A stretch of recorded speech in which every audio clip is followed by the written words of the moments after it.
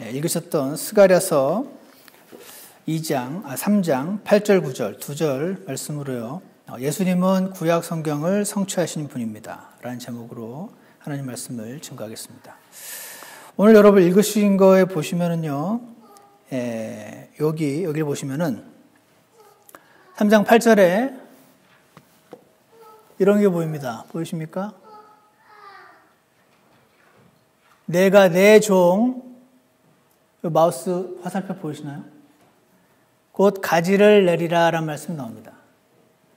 예전에 제가 구원받고 얼마 안 됐을 때 목사님이 교회 성경 공부 시간에 가지에 대해서 성경 공부를 하신 적이 있는데 제가 막 정신 못 차리고 졸았습니다. 개인의 성향에 따라서 오늘 하나님 말씀 살펴보는 시간이 아주 기쁨이 되신 분도 있을 반면에 또 예전에 저 같은 사람처럼 정신없이 조실 분도 계실까 봐 걱정이 되긴 하지만 가지를 나오게 하신다는 것이 무슨 말씀일까요? 가지라는 브랜치죠. 지난 시간에 우리가 내 종에 대해서 배웠죠. 내 종이 왜 예수님이신지 살펴봤고 곧 가지, 내 종 곧 가지라고 되어 있으니까 가지 이퀄 내 종이겠죠. 그러니까 가지도 예수님의 이름이라는 것을 눈치는 챌 수 있습니다. 근데 왜 가지라고 표현을 했을까요? 한번 생각해 보신 적이 있으신지 모르겠습니다. 궁금해 보신 적 있습니까? 이런 거 있는지도 몰랐다. 패밀리 트리라는 거 아시죠? 가계도. 제가 찾아봤더니 이런 게 있어요. 뭔지 아십니까? 영국 왕의 패밀리 트리더라고요. 여기가 퀸 엘리자베스고 그 아들이 찰스 황태자. 나이가 이렇게 되는데 아직도 황태자입니다. 그리고 요 밑에 이제 아들들이 또 쭉 있는데 여기서 윌리엄 왕자, 그 밑에가 지금 프린스 조지. 이게 저렇게 엘리자베스 여왕과 그 남편과 그 자식들 이렇게 시간이 지나면서 이렇게 패밀리 트리가 생기죠. 근데 여기 잘 보이실지 모르겠지만 요 라인들이 보라색입니다. 보라색이 뭐냐면 line of succession이라고 되어 있습니다. 그러니까 엘리자베스 여왕이 돌아가시면 찰스가 왕이 되고 찰스가 왕이 되면 윌리엄이 왕이 되고 윌리엄이 죽으면은 조지가 왕이 되고 이렇게 장자를 통해서 지금 왕권이 이렇게 계승되는 패밀리 트리라는 게 있습니다. 우리나라 사람들도 기본적으로 이 족보를 중요시하는 문화가 있지만 일반 사람들은 저렇게 가계를 끊임없이 신경을 쓰지는 않는 것 같습니다. 그렇지만 저게 왕권이 걸려있는 문제라면 다르죠. 여러분의 부모님이 이건희 회장님이시라면 이 라인이 또 되게 중요할 수도 있습니다. 예전에 제가 구원받지 않았을 때 고3 때 수정 공부를 해야 하는데 너무 마음이 안 잡혔을 때 성경책을 한번 읽으면 마음을 좀 잡을 수 있다더라 해가지고 성경책을 폈습니다. 신약 성경이 신자가 들어가니까 뭔가 좋을 것 같아가지고 마태복음 1장을 폈습니다. 그랬더니 누가 누구를 낳고 누가 누구를 낳고 계속 누구를 낳았단 말만 나오는 겁니다. 1장 딱 읽고 탁 덮었습니다. 하나도 위로가 안 되는구나. 제가 그 이후로 성경에 손을 교회도 안 다녔지만 되지 않았었는데 나중에 구원받고 나서 왜 하나님은 우리 구원이 중요하잖아요. 나 같은 마태복음 1장에 예수님이 왜 죽으셨는지 복음을 적어놨으면 좋았을 텐데 그럼 1장 한 장 읽고도 나 구원받았을지도 모르는데 왜 이렇게 누가 누구를 낳는지를 적어놨나 한번 언뜻 궁금하게 질문을 가지고 넘어간 적이 있습니다. 왜 그랬나? 이 패밀리 트리라는 그림 이런 그림도 또 있더라고요. 여기는 거꾸로 해놓은 거죠. 밑에가 이제 할머니, 할아버지고 그 자식들이 나갔고. 그러니까 이 패밀리 트리에서 가지란 뭡니까? 뭐 같아요? 후손을 말합니다. 자손을 말합니다. 이 가지란 단어가 오늘 우리가 읽었던 스가랴서 3장에도 나오고 스가랴서 6장에도 나오고 예레미야서 23장에도 나오고 이사야서에도 나오는데 제가 알기로는 일반적으로 4번이 나오는데 여긴 뭐라고 써있냐면 다윗에게서 한 의로운 가지를 일으킬 것이요 라는 말씀이 있습니다. 다윗에게서 가지를 일으킨다. 이게 무슨 말일까요 그럼? 다윗에게서 후손이 태어날 거란 말이겠죠? 그 다윗이 이스라엘을 대표하는 왕이잖아요. 그러니까 다윗의 후손은 앞으로 적법하게 그 패밀리 그 라인 오브 석세션을 따라서 왕이 될 존재가 태어날 거다. 그 말을 지금 예언을 하고 있는 것입니다. 그분이 땅에서 판단의 공의와 정의를 집행한다. 이렇게 말씀하십니다. 그래서 다윗의 가지란 말은 다윗의 자손이란 뜻이고 다윗이 왕이니까 그 석세션 라인을 따른 한 왕이 태어날 거다라는 말을 지금 예언 같지 않지만 예언을 하고 있습니다. 그런데 예언의 산봉우리 이런 걸 들어보셨습니까 혹시? 예전에 제가 한번 설교 시간에 언급한 적이 있는데 이게 지금 예를 들어서 한 명의 대언자입니다. 대언자고 예언자고 이 사람이 하나님께서 이제 환상 가운데 뭔가를 보여주시는 거죠. 그런데 예를 들어서 스가랴라고 치면 스가랴서 3장의 그 시츄에이션이 있잖아요. prophet situation. 뭐냐면 지금 바빌론에서 돌아와서 지금 없는 성전을 막 건설해야 되고 사람들에게 하나님 말씀을 전해서 독려하는 그런 지금 상황. 그런 시츄에이션에 맞춘 하나님 말씀을 전하는데 이 사람은 그냥 보면서 전하거든요. 근데 말씀을 잘 살펴보면 어떤 부분은 예수님이 초림하셨을 때 내용을 이게 지금 스가랴가 BC 520년이니까 앞으로 520년 뒤에 예수님이 오셨을 때 내용을 같이 보는 겁니다. 그리고 아직 2017년 현재도 오시지 않은 예수님의 재림 그때 내용을 같이 보는 겁니다. 이게 무슨 말이냐면 이렇게 원근감이 잘 안 느껴지는 거죠. 그래서 어떤 그 골든 피 같은 학자는 옆으로 보면 이런 건데 이거를 이쪽에서 앞으로 보면은 이렇게 보이기 때문에 이 작은 동그라미와 큰 동그라미의 간격이 잘 안 보여서 스가랴가 여기서 이렇게 예언을 하면은 그 예언 내용 가운데 일부는 현재 시츄에이션에 맞는 내용이 나오고 일부는 초림 때 내용을 예언을 하는 게 나오고 일부는 재림 때 예언이 한꺼번에 한 문장에 나타나니까 여러분과 제가 대언서를 읽을 때 자꾸 자는 겁니다. 이게 무슨 말인가 확실하지가 않고 뭔가 이상한 말인 것 같긴 한데 이런 생각이 드는 이유가 이것이죠. 그래서 좀 전에 봤던 것처럼 한 왕이 통치하고라고 되어 있는데 물론 예수님께서 구원받은 사람들의 마음 안에서 통치를 하시죠. 그렇지만 여기서 말하는 통치는 지금 초림하셨을 때 예수님은 통치하신 적이 없어요. 재림하셨을 때 하실 통치를 말해주고 있습니다. 위에는 다윗에게서 한 후손인 예수님이 태어나실 건데 위에는 초림이라면 이 밑부분은 재림을 말하는 것입니다. 예수님은 한 번도 왕좌에 앉으셔서 땅에서 판단의 공의를 집행하신 적이 없어요. 그래서 이런 예언의 봉우리라는 것은 1920년대 이미 라킨 같은 학자도 또 인터넷을 찾아보면 굉장히 많이들 아는 표현들입니다. 이거는 이제 라헤이라는 분이 아까 맨 처음에 그림을 가지고 이제 현대적으로 변형을 하신 것이고. 그래서 이렇게 보고 예언을 하니까 하나님 보여주신 것들을 예언을 하니까 구약시대에 대언자들은 교회, 구원받은 그리스도인들이 성령 침례를 받고 안에 성령님이 내주하시고 나는 죽고 그리스도로 사는 성령을 따르는 삶에 대한 내용은 대언서, 구약 성경에 하나도 안 나오는 겁니다. 왜냐하면 교회의 진리로 이렇게 감춰져 있기 때문에 그렇습니다. 그래서 신비라고 한다라는 것을 제가 여러 번 설명드렸습니다. 다들 깨어 계시죠?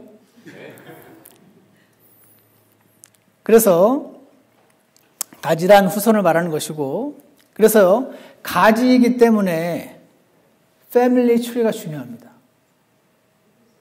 이 적법한 자격이 있는 왕권을 차지하기에 적법한 사람인지를 성경은 중요시 여기는 겁니다. 적법한 왕인지가 중요하다는 겁니다. 이 사람이 갑자기 나타나가지고 내가 메시아다. 메시아란 말은 기름 부음 받았다는 뜻이고 성경에서 기름 부음 받았다는 것은 주로 왕이라는 뜻이거든요. 그러니까 내가 왕이다. 유대인들의 왕이라고 했을 때 네가 진짜 왕인지 우리가 어떻게 아냐. 아까도 우리 성경 공부 시간에 보신 것처럼 내가 재림 예수도 하는 사람이 우리나라에만 40명 있다고 하던데 그 중에 한 명인지 진짜 옛날 그 예수님이신지 앞으로 올 적그리스도인지 우리가 어떻게 아냐는 것입니다. 그거를 속지 않게 하시기 위해서 하나님께서 예언을 하시고 그대로 성취하신 분을 확인하도록 그렇게 해놓으셨다는 것입니다. 그래서 예전에 제 성경책 하는 건데 누가 누가를 넣고 누가 누구를 넣고 누가 누구를 넣고 이렇게 나오는 거죠. 그래서 이거를 어떤 분이 이렇게 해놓으셨더라고요. 빨간색이 누가복음이에요. 분홍색이. 이게 파란색이 마태복음이죠. 아브라함이 이삭을 낳고 이삭이 야곱을 낳고 야곱이 유다를 낳고 쭉 해가지고 다윗이 솔로몬을 낳고 파란색이 그래서 이렇게 해가지고 여기는 생략했어요. 그래서 마따니 야곱을 낳고 요셉이 예수를 낳았더라 라고 파란색 마태복음은 저렇게 요셉의 계보를 해놓으셨고 여기 누가복음에는 쭉 따라오다 보면은 마리아의 계보임을 볼 수 있습니다.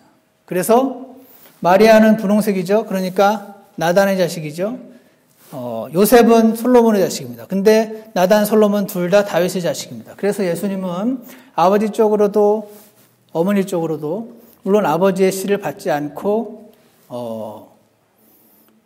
동정녀로 잉태를 하셨음에도 불구하고 세상 사람들이 보기에는 공식적으로 올바른 라인을 따라서 오신 공식적인 왕이다 하는 것을 보여주신 겁니다.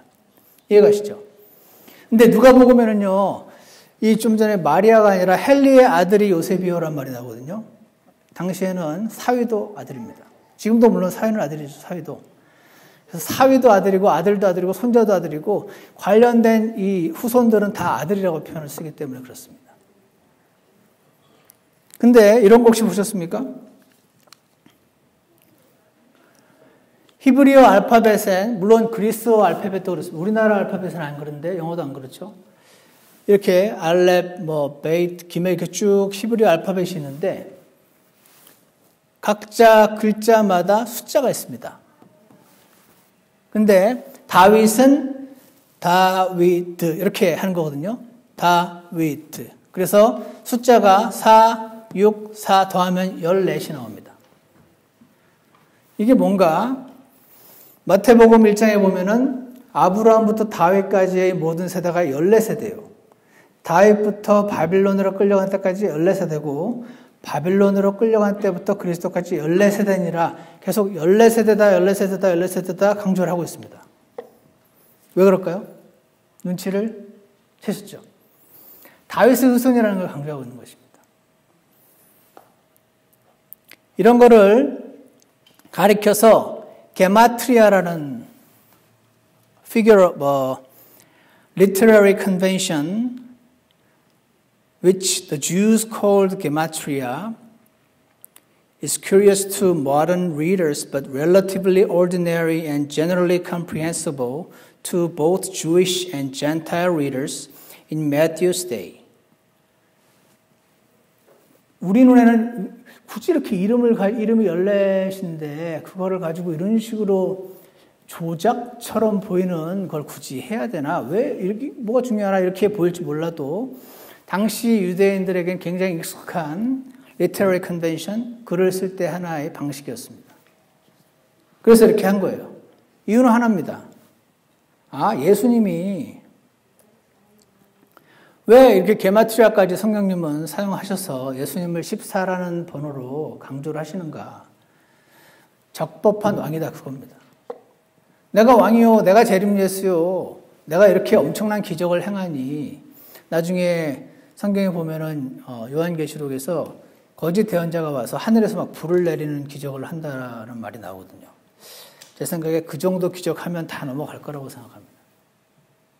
지금도 교회 와서 막 목발 짚은 사람이 막 목발 번쩍 들면서 막 나왔다고 그러면은 그게 가짜인지 진짜인지 우리는 다는 모르지만 보면서 많은 사람들이 와, 놀라운 하나님의 능력이다 하고 막 따라가는 경향이 있는데 그래서 지금도 펜테코스탈 교회들이 굉장히 커지지 않습니까? 근데 하늘에서 불을 한번 내려보십시오. 난리 나지 않겠습니까? 그래서 기적만 세게 일으키면 예수님인가? 우리는 잘 봐야 됩니다. 기적 자체가 중요한 것이 아니고 그 기적의 의미가 무엇인지를 살펴볼 필요가 있습니다. 그래서 다윗의 가지란 말은 다윗의 적법한 후손임을 말씀하신다는 겁니다. 여러분, 하늘에서 불이 내려오는 적그리스도의 기적이 셉니까?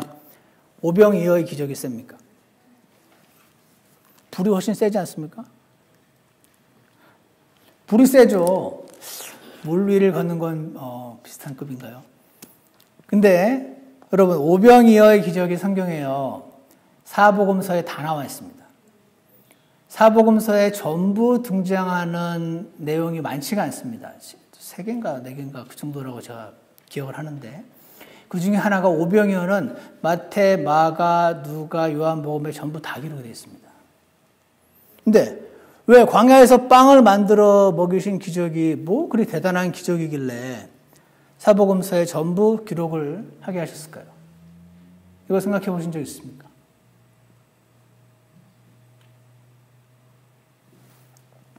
모세가 나와 같은 대언자가 앞으로 올 거다라고 말한 적이 있거든요. 신명기에서 말했습니다. 모세는 광야에서 빵으로 이스라엘 백성을 먹였거든요. 그래서 광야에서 예수님께서 모세처럼 빵으로 먹인 것입니다. 빵으로 먹이지 않고 핏자로 먹이실 수는 없었을까요? 그게 더 놀랍지 않습니까? 콜라까지 나오면 이런 거 본 적이 없는데 이거 앞으로 2000년 뒤에 나올 거야 이렇게 하면 더 놀랍잖아요. 그런데 피자와 콜라로 먹이셨으면 예수님은 메시아가 아닌 겁니다. 그냥 모세는 피자와 콜라로 먹인 적이 없으니까. 물 위를 걷는 기적. 이거는 세죠. 그렇지만 제가 지지난번인가 말씀 때 전화했던 것처럼 굳이 왜 물 위를 걸어와야 됩니까? 갑자기 휙 풍랑이 그냥 그치게 하실 수도 있고 그냥 배가 갑자기 순간이동해서 저편에 닿게 하실 수도 있는데 왜 물을 풍랑을 잠재우고 하는 게 왜 자꾸 예수님의 기적 가운데 등장하나? 이게 막 엄청 스케일이 큰 거여서 그런 것인가? 모세가 홍해를 갈랐었거든요. 모세와 같은 대언자로 오신 적법한 분임을 계속 드러내시는 것입니다. 그래서 예수님께서는 이렇게 자꾸 드러내시면 그 성경을 계속 훑고 외우고 완전 달달달 외웠던 바리새인들 가운데서 한 사람이더 얻기를 원하셨습니다. 성경을 많이 봤을 거죠. 보통 사람은 안 봐도 바리새인들은 많이 봤거든요. 그랬으면 모세와 같은 대언자 역할을 하고 있는 것을 봤어야 하는데 그들은 마음이 굳어져서 보지 못했습니다. 예수님이 어디서 태어나시냐라고 물었을 때 베들레헴입니다. 미가서 5장 2절을 줄줄줄줄줄 외웠습니다. 성경을 굉장히 사랑한 것 같죠? 근데 그들은 예수님을 찾아가지 않았었습니다. 이새의 가지로 오시는 분, 다윗의 가지로 오시는 분, 나중에 내 가지가 어떤 일을 하겠다고 말씀하셨던 이 예언은 예수님이시고 모세가 말한 나와 같은 대언자, 신명기에서 말씀하셨던 예수님이시고 마태가 적어놓은 14세대를 반복했던 다윗의 후손이신 예수님이시고 소경들이 외쳤던 거 기억하십니까? 바디메오가 뭐라고 외칩니까? 다윗의 아들이여 다윗의 자손이여 나를 긍휼히 여기소서라고 외칩니다. 그때 주변 사람들이 막 구박하잖아요. 시끄럽다고. 더 큰 소리로 외칩니다. 다윗의 자손이여 다윗의 가지여 라고 소경들의 외침 또한 모두 예수님께서 적법한 유대인들의 왕 메시아 그리스도라는 사실을 보여주고 계신 거였습니다. 그래서요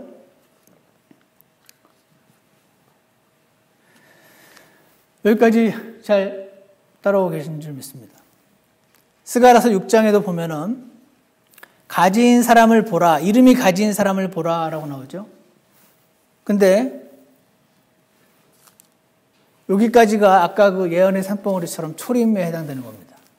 예수님의 이름은 처음부터 가집니다. 그런데 그분이 자기 처소에서 나와 주의 성전을 건축하신 적이 없습니다. 건축하셨나요? 건축 안 하셨어요.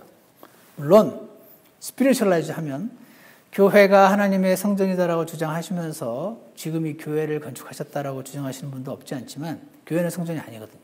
나중에 재림하셔서 건축하실 천년왕국 성전을 말씀하십니다. 그가 주의 성전을 건축하고 왕좌에 앉아 다스릴 것이요. 예수님은 다윗의 그 political throne, 정치적인 왕좌에 앉으셔서 다스리신 적이 없어요. 그건 재림 때 있을 일입니다. 물론 우리 마음의 왕좌를 차지하시고 우리를 통치하고 계십니다. 근데 그것은 어떤 스피리추얼한 애스펙트를 말하는 것이지 여기서 말씀하시는 것은 진짜로 이 땅에 오셔서 왕좌에 앉아서 통치하시는 것을 말합니다. 그러니까 예수님이 초림에 오셨을 때요, 실패하셨습니다. 소위 말하는 실패. 근데 그 실패조차 앞으로 예수님과 함께 통치할 통치자들인 우리 그리스도인들을 얻으시는 길이 되었습니다. 예수님이 죽으셨으니까 저와 여러분이 구원받았잖아요. 그들의 눈에 볼 땐 예수님이 실패한 거잖아요. 근데 실패하셔서 저희들을 얻으셨어요. 그리고 부활하셨습니다. 다시 오실 때는 성공하십니다. 소위 말하는 성공을 하십니다. 그때 예수님께서 지금 얻으신 통치자들과 함께 우리가 주님과 함께 죽고 성령님을 따라 사는 삶을 살 때, 형제 자매를 세우고 사랑하는 삶을 살 때 함께 얻으실, 함께 다스릴 통치자를 지금 찾고 계시는 기간인 줄 믿습니다. 그렇게 믿으십니까? 그래서 마태복음 19장에서도 누가복음에서도 문화를 주시고 달란트를 주시면서 그걸로 얼마나 벌었는지 체크하시고 나와 함께 10고을을 다스리라 5고을을 다스리라 그런 말씀을 하시는 것입니다.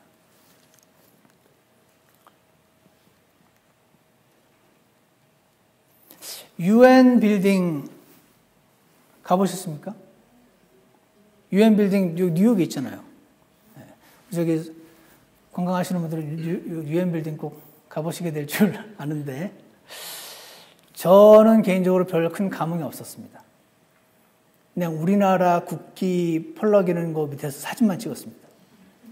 근데 그 UN 빌딩을 가시면요, 이런 곳이 있습니다. 나중에 한번 가서 찾아보십시오. 저런 곳이 있는데 계단도 이렇게 있고 이 벽에 뭐라고 써 있죠. 잘 안 보이시죠? 근데 여기 보시면은 아이자이아, 영어로 이사야라고 써 있습니다.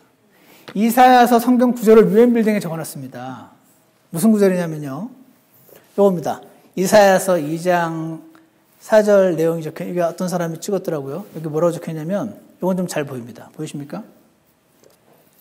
They shall beat their swords into plowshares. 칼을 두드려서 이걸로 바꾸고, 농작기죠. Their spears, 창을 into pruning hooks. 그냥 딴 걸 바꾸는 겁니다. 제가 한글로 지금 기억이 안 나는데. 그래서 nation shall not lift up sword against nation. 한 민족이, 중국 민족이 한국 민족을 상대하여, 미국 민족이 북한을 상대하여 칼을 드는 일이 없게 될 거다는 겁니다. Neither shall they learn war anymore. 더 이상 전쟁을 배우고 할 일 없을 거라는 겁니다. 이 말씀이 이사야서 2장에 적혀 있습니다. They shall beat their swords into plowshares and their spears into pruning hooks. Nation shall not lift. 그대로 적혀 있죠. 이게 칼을 쳐서 보습을 만들고 창을 쳐서 가지치는 낫을 만들리라. 이게 뭡니까? 이제 더 이상 전쟁 무기가 필요하지 않는 세상이 온다는 것입니다. 그거 지금 유엔이 만들고자 하는 유토피아잖아요. 나라가 나라를 대적하지 않고 서로 행복하게 살고, 서로 행복하게 살려고 하니까 이제 환경 문제도 신경 쓰고 여러 가지 신경을 쓰면서 하고 있습니다. 그런데 딱 여기서부터 시작을 해요. 근데 실제는 이 성경 구절은 이런 구절이 들어가 있습니다. 그가 민족들 가운데서 심판하며. 이게 원래 성경 구절입니다. 저 그가 누굽니까? 저게 예수님입니다. 이 그가요, 이 위에 있는 보면은 다윗의 가지입니다.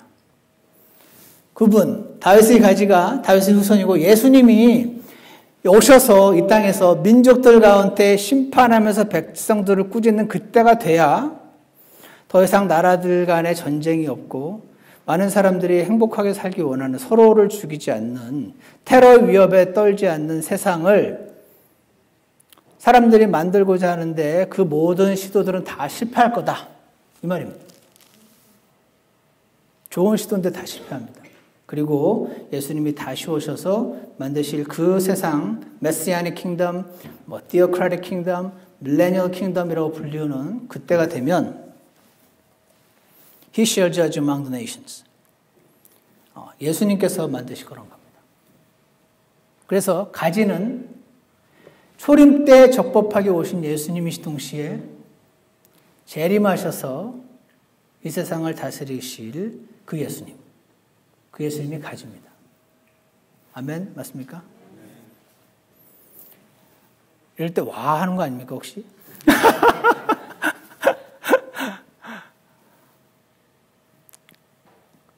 그래서 이사야서 11장에는 여러분 교회 오래 다니신 분들은 사막에 샘이 넘쳐 흐르리라 하는 찬송가 아시죠? 사막에 꽃이 피어 향내 내리라. 주님이 다스리는 그 나라가 되면은 사막이 꽃동산들이 사자들이 어린 양과 뛰놀고 독사굴에 손을 놓고 독사들이 물지 않는 참사랑과 기쁨의 그 나라가 이제 속히 오리라 라고 어린아이들이 불렀던 그 이사야서 11장은 사람이 만들어낼 수 있는 세상이 아니고 다윗의 가지이신 분이 오셔서 이 땅에 세우실 나라다 하는 것입니다. 그래서 이사야 11장에 이리가 어린 양과 함께 거하고 암소와 곰이 함께 먹고 더 이상 서로를 죽이지 않는, 그래서 물이 바다를 덮는 것처럼 더 이상 주 예수님 믿으세요? 주 예수님 믿으세요? 할 필요 없이 전부 다 주 예수님을 알게 되는 주님을 아는 지식이 물이 바다를 덮는 것처럼 그렇게 풍성해져서 더 이상 예수님 아세요? 저는 잘 모르고 석가모니 아는데요. 이런 사람들이 존재하지 않게 될 날이 온다는 것입니다. 여기까지가 가지였고요. 시간이 없으니까 오늘 읽었던 우리 3장 9절에 보시면 돌이 나옵니다. 돌. stone이라고 되어 있는데 돌을 보라. 한 돌에 7 눈이 있으리라. 그가 그 땅의 불법을 하루에 제거하리라. 이렇게 말씀하십니다. 저거는 언제냐면 저것 또한 예수님의 재림 때를 말하고 있습니다. 로마서 11장에 보면은 지금 우리가 살고 있는 이 시대는 교회 시대인데 이 교회 시대가 끝이 나면 예수님의 재림이 있는데 그때 온 이스라엘이 구원을 받는다는 말이 나옵니다. 이스라엘이 구원을 받는다는 것은 이스라엘이 그들의 그 땅으로 다 돌아와서 회복된다는 것을 말합니다. 그러면서 야곱에게서 이스라엘에게서 경건치 아니한 것들을 전부 없애겠다는 겁니다. 그들의 죄를 한꺼번에 제거하신다는 것입니다. 이게 이스라엘의 민족적 구원이라고 부르는데 그때가 있는 겁니다. 저기 3장 9절에서 말한 것처럼 그 땅의 불법을 하루에 제거하리라 하셨던 그때를 말합니다. 그래서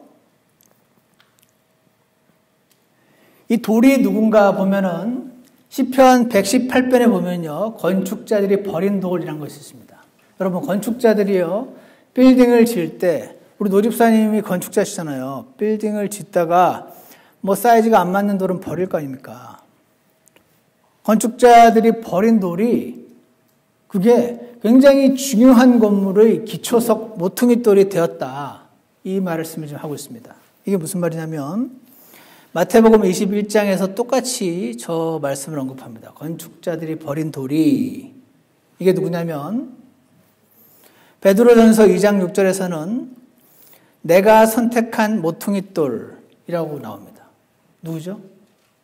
예수님이십니다. 예수님이 처음에 오셨는데 바리새인들이 안 받아들였잖아요. 리젝트 했습니다. 건축자들이 버린 겁니다.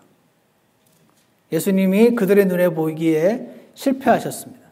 그런데 그 돌이 교회라는 새로운 건물의 영적인 건물의 모퉁이 돌이 되게 하셨다. 그것은 하나님이 하신 것이다. 그 얘기를 지금 하고 있습니다. 그래서 그 돌이 모퉁이의 머릿돌이 되는데 걸림돌과 실족하게 파는 반석이 됐다고 합니다. 예수님은 누구에게나 받아들여져야 되는 좋은 돌이셔야 되는데 어떤 사람들에게는 그들의 지식이 너무 완전하다고 생각하고 있었기 때문에 바리새인들은 예수님이라는 돌에 걸려 넘어져 버렸습니다. 죄는 더 많이 지은 것 같은데 마음이 겸손했던 세리와 창녀들은 이 돌을 받아들였고 바리새인들은 이 돌에 걸려 넘어진 것입니다. 그래서 저렇게 한 모퉁이의 돌로 예수님께서 오셨다. 성경에 나오는 모든 돌이 다 예수님이다. 그렇게 말할 수는 없는데 지금 스가랴에서 말씀하시고 우리가 살펴봤던 그리고 베드로전서에서 말씀하신 예수님께서 이렇게 어떤 이들에게는 걸려 넘어지게 하는 돌이 됩니다. 이렇게. 여러분과 제가 겸손하게 주님의 은혜를 구하면서 하나님 말씀을 읽고 나아갈 때 저 돌은 모퉁이 돌로서 우리를 자꾸 더 성장시킬 줄 믿습니다. 하지만 여러분과 제가 바리새인들처럼 교만하게 하나님 말씀을 대할 때 도저히 하나님이 하시는 일들이 이해가 가지 않아서 하나님께 실족하는 일이 생길 수 있습니다. 그렇게 되지 말라고 이렇게 말씀해 주고 계십니다. 이런 그림 보신 적 제가 보여드린 적 있죠. 뭐죠? 예? 그렇죠. 다니엘서 2장에서 느부갓네살 왕이 꾸었던 꿈의 형상입니다. 저 머리는 바빌론이고 가슴 팔 부분은 페르시아 제국, 저 밑부분은 그리스, 그 다음에 로마 제국이다 하는 것들 한번 제가 언급한 적이 있었고 그냥 구글 같은 데서 치셔도 다 나옵니다. 근데 맨 마지막에 보면 이런 말이 나옵니다. 손을 대지 아니하고 깎아낸 돌이 저 형상을 쳤다고. 돌이 또 나옵니다. 이 보이시죠? 돌. 이 돌이 형상을 쳐서 이게 무너집니다. 돌이 예수님이면 예수님이 오셔서 이 세상 나라들이 전부 하나님께 징계를 받고 새로운 나라를 세우신다는 것을 보여줍니다. 그래서 마지막에 또 뭐라고 하시냐면 그 형상을 친 돌이 큰 산이 돼서 온 땅을 채웠더라라고 말씀하십니다. 성경에서 산이 왕국을 상징하는 경우가 많습니다. 모든 산이 왕국인 건 아닙니다. 그런데 산이 왕국을 말하는 경우가 아주 많습니다. 이것은 예수님이 오셔서 모든 나라를 다 치시고 온 땅의 불법을 제거하신 뒤에 손으로 깎지 않은 왕국, 하나님이 세우신 왕국, 천년왕국을 온 세계에 세우실 것이라는 예언을 지금 하시고 있는 겁니다. 그래서 돌은 건축자들이 거부한 예수님이십니다. 스가랴서 3장 9절 오늘 본문에서 보시면 내가 여호수 앞에 놓은 돌을 보라. 한 돌에 7눈이 있으리라. 이 한 돌에 7눈이 있는데 그 땅의 불법을 하루에 제거하겠다는 겁니다. 내가라고 되어 있으니까 아버지 하나님이 아들 하나님과 성령 하나님을 통해서 삼위일체 하나님께서 이스라엘 땅의 불법을 하루에 제거하시고 이 땅의 나라를 세우신다는 것을 지금 말씀하시는 겁니다. 왜 돌이 예수님인 걸 아시죠? 근데 7눈 이상하잖아요. 구글에서 찾아보시면 돌에다 이렇게 눈 7개 막 박아놓은 그림이 나옵니다. 근데 7은 성경에서 완전 숫자를 상징합니다. complete한 숫자. 눈은 다 보는 거잖아요. 봐서 아는 겁니다. 그래서 눈이 7개란 말은 모든 걸 다 보고 다 안다는 겁니다. 전지하신 것을 상징합니다. 그래서 요한계시록 4장 6절에서 어린 양께 7눈이 있었는데 이것은 진짜 양에다가 눈을 막 7개 그려놓은 것이 아니고 어린 양 예수님께 7눈 성령님이 계셨는데 이것들은 하나님의 7영이라 그러셨습니다. 7눈의 7명이고 전지하신 성령 하나님을 상징합니다. 그래서 아버지 하나님, 아들 하나님, 예수님, 그리고 성령 하나님, 삼위일체 하나님께서 이 일을 이루시겠다고 지금 약속을 하시는 것입니다. 예수님이 성령님과 함께 이스라엘의 죄를 민족적으로 사하시겠다. 언제? 재림 때. 이것이 오늘 우리가 봤던 좀 타이트했을지 몰라도 가지이시며 돌이신 예수님을 보여주고 지난 시간에 내 종, 그분도 예수님이십니다. 스가랴서 3장에서 예수라는 이름이 등장하진 않지만 이렇게 성경을 다른 것과 비교해서 봤을 때 이렇게 보입니다. 그래서 가지이신 주 예수 그리스도, 돌이신 주 예수 그리스도, 우리가 믿고 있는 주 예수님이요, 이런 분이신 겁니다. 하나님이 우리에게 주신 성경은 이렇게 정교하게 기록이 되어 있습니다. 우리에게 주신 예수님은 스가랴서 3장 1절에 보시면 사탄이 막 고소할 때 그만해라 라고 고소자로부터 우리를 보호해 주시는 분입니다. 사탄은 형제들을 고소하는 자라라고 요한계시록 12장에서 말씀하시거든요. 여러분과 제가 살다 보면 잘못하는 일이 많지 않습니까? 이 중에 하나님 말씀대로 완전하게 사는 사람이 누가 있습니까? 그때 사탄이요, 하나님 앞에 가서 제일 먼저 이릅니다. 쟤 보십시오. 쟤 이런 데 저지르고 있습니다, 지금. 계속 고소를 하는데 문제는 그 고소 내용이 다 맞다는 겁니다. 사탄에게 없는 것은 긍휼입니다. 그런데 하나님께서 이 가지이시며 돌이시며 주의 종이신 예수님을 근거로 그만해라. 불타다가 그슬린 나무 조각이다. 지금까지 계속 고통받다가 이제 돌아왔지 않느냐. 나는 이들이 충분히 예수님을 통해서 죄값을 치렀다고 보고 이제 나는 빼놔도 된다고 생각한다. 그렇지만 사탄은 계속 말합니다. 유전무죄입니까? 무전유죄입니까? 그러면서도 공의로운 심판이라고 하실 수 있습니까? 하면서 계속 고소를 합니다. 그러나 그때 우리를 변호해 주시는 분이 계시니 그분이 바로 예수님이신 것입니다. 이 예수님이 그 다음에 나와 있는 더러운 옷을 벗기라고 하시고 새 옷을 입히게 하시고 은혜로 우리를 죄를 사하시고 의를 덧입혀 주시는 그 예수님이십니다. 믿으십니까? 그리고 제가 언급은 하지 않았지만 7절을 보시면 우리가 여러분 구원받은 걸로 끝이 아닙니다.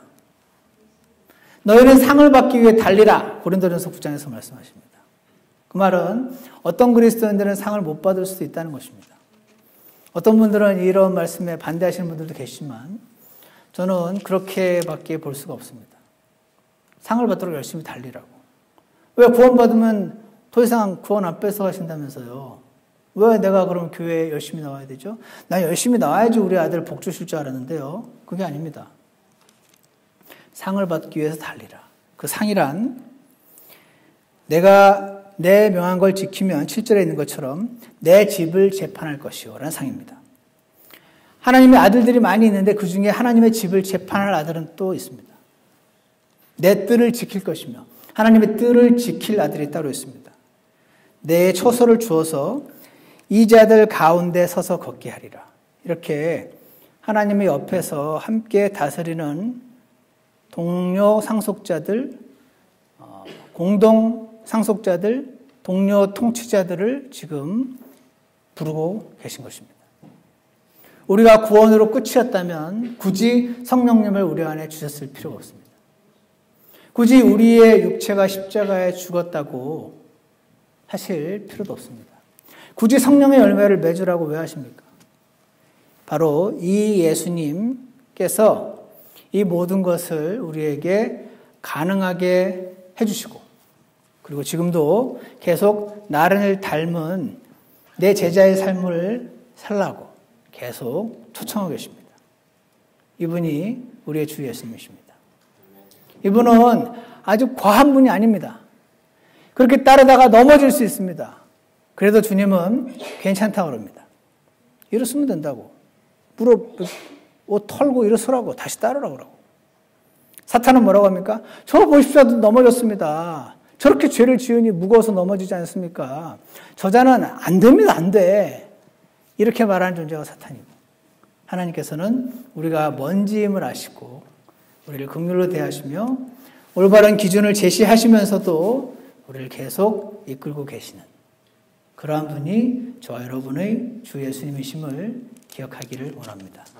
오늘 여러분의 모든 차마 누구에게도 말할 수 없을 수도 있는, 내 스스로 내 입으로조차 잘 꺼내지 않았던 어떤 것들을 이 주 예수님 앞으로 가져오셔서 그분 앞에 다 쏟아놓으시고 그분의 위로를 경험하시고 그리고 그분께서 직접 행하시는 그 기적의 삶을 경험하시는 저와 여러분이 되기를 주 예수님 이름으로 축원합니다. 기도하겠습니다. 참 선하신 하나님 아버지, 오늘 하나님 말씀을 통해서 가지이신 주 예수님, 그리고 돌이라는 이름으로 오신 주 예수님, 그리고 내 종이라고 말씀하셨던 겸손하신 주 예수님을 우리가 보았습니다. 아버지 하나님, 이 예수님께서 우리를 구원하셨고 우리를 통치자로 부르고 계시며 그리고 사탄의 고소로부터 우리가 넘어지지 않도록 변호인으로 일해주고 계신다는 사실을 이 시간 기억하기 원합니다. 우리가 어려운 일이 있고 우리를 두렵게 만드는 일들이 있는데 그 일들을 하나하나 주님 앞으로 가져와서 주님께 내어 맡기고 주님의 위로와 주님의 해결하심을 경험하는 저희 모두가 될 수 있도록 축복하여 주시옵소서. 감사를 드리며 예수 그리스도 이름으로 기도드렸습니다. 아멘. 우리 다 같이 일어나셔서 찬송가 52장 함께 힘차게 부르시겠습니다. 주는 만왕의 왕입니다. 찬송가 52장.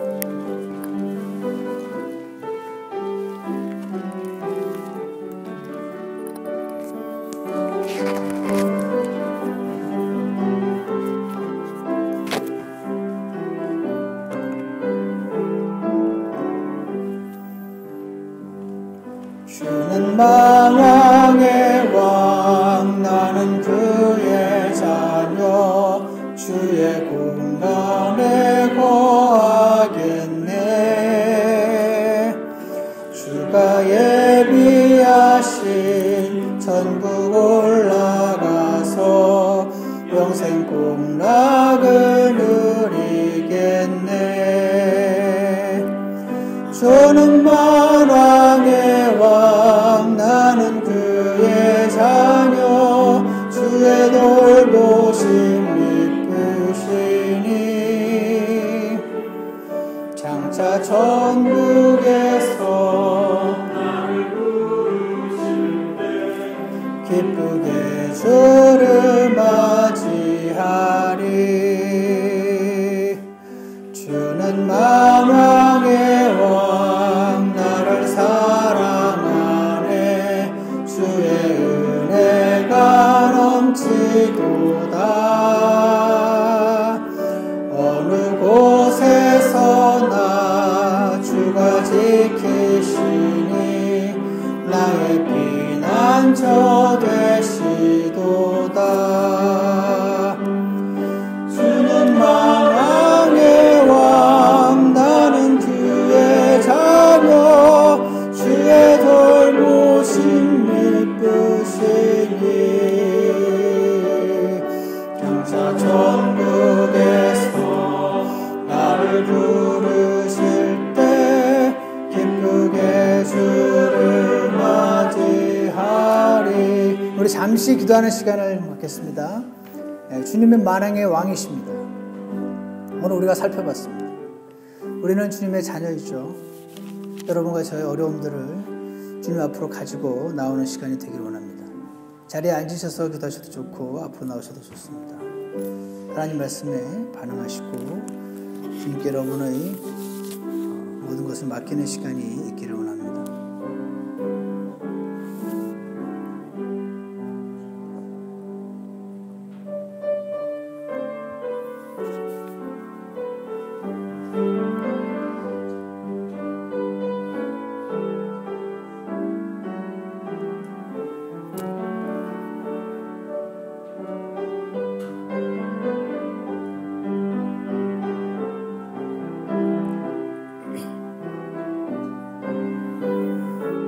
기도가 끝나신 분들은 저와 3절을 하시겠습니다.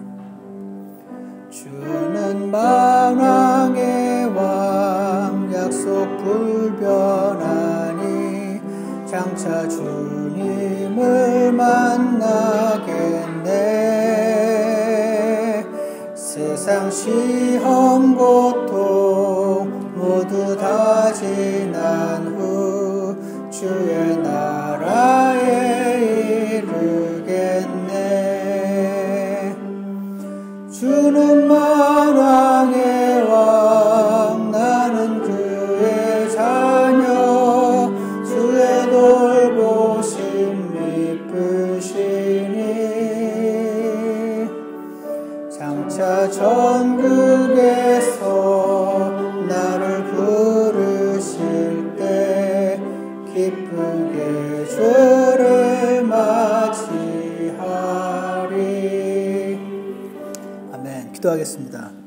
아버지 하나님, 하나님께서는 많은 왕들 가운데 가장 높으신 왕이십니다. 그리고 저희는 그냥 주님의 은혜로 값없이 그러한 왕의 자녀들이 되었습니다. 아버지 하나님, 주님께서 공중에서 저희를 다시 부르실 때까지 저희가 살아가야 될 이 삶은 참 광야와 같이 거칠고 어려운 삶임을 주님 앞에 고백합니다. 참 두려운 일들도 많이 있고 능력도 없고 연약한 저희 모습들을 주님께서 보고 아십니다. 아버지, 저희가 왕의 자녀라는 사실을 기억하고 믿음으로 주님 앞에 나아가서 기도를 드릴 때마다 지금 저희들의 기도를 경청하여 주시고 아버지께서 은혜로 저희들의 사정을 해결해 주시고 마음 안에 참된 위로를 경험할 수 있도록 도와주시기를 간절히 원합니다. 오늘 하나님께 저희들의 모든 것을 맡기며 이번 한 주간 저희를 사랑하셔서 대신 죽으시고 그리고 지금 저희 안에 들어와셔서 함께 거하기 원하시는 주 예수님과 동행하는 일주일이 될 수 있도록 인도해 주시옵소서. 감사를 드리며 예수 그리스도 이름으로 기도드렸습니다. 아멘. 예배를 마치겠습니다.